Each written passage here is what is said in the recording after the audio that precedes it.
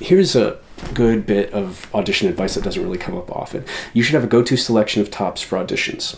You should have a shirt and pants, for that matter, and for the love of God, no shorts, that work aesthetically with the camera and your look, your skin tone, your hair, your eyes, even your backdrop. Use 2 to 3 versions, keep them clean, keep them pressed, cycling them through in accordance to the role. Do not wear them outside of auditions. You don't have to restrict yourself to this, but if you're auditioning for a casting director many times, I suggest implementing other types of wardrobe to keep yourself looking fresh. But you should have something that complements you and that you can always put on, and you know that it works for you and the camera.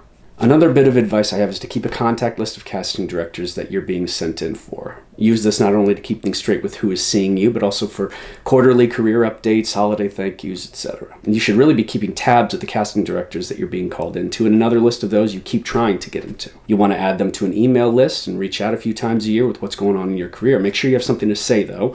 You may only email them once a year, depending on projects and releases. And you can even get a little personal. I told a bunch of casting people that our baby was delivered safely and I was back from paternity leave. Do they need to know that?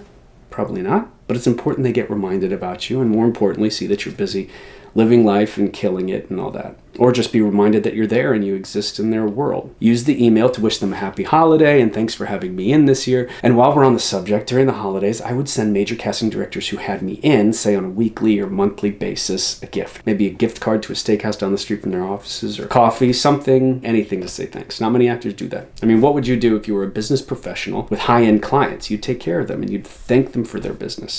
It's the same with casting. Let's talk about some mental stuff. We're artists, and some artists have certain mental liabilities. I talk a lot about this stuff, and it's important to recognize that they exist in conjunction with the genius that you bring to the world. One of these liabilities is our tendency to withdraw from the world. In an especially isolating career path, it's easy to keep our head down and endure another day without opening up ourselves to those people who cross it. If you remember one thing this week, it's this: something that affected me over a great many years. The universe is alive and well, and it's paying special attention to you and your path and who's crossing it. There's a real and true poetic serendipity, especially for those who live life on the winds of chance and are living boldly. Don't listen to anyone who tells you that it's not the case. Chances are they've never experienced it or were too ignorant to recognize it. So when you retreat to that isolating place, especially in public, you limit the interaction of that destiny who delights in placing you in the right places at the right times. So take action to attend functions in and out of our industry, strike up conversation, open yourself up, and watch magic unfold.